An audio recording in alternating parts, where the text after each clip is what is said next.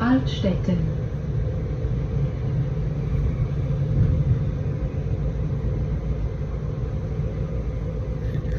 Interestingly, when we were trying to figure out our train to get back to our hotel, we saw some fellow Canadians who were also looking for the for the train, and we had a laugh.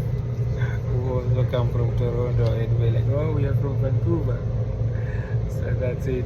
When you travel to new countries, you have to learn things quick. Otherwise, you pay the price in terms of like paying much higher fees. So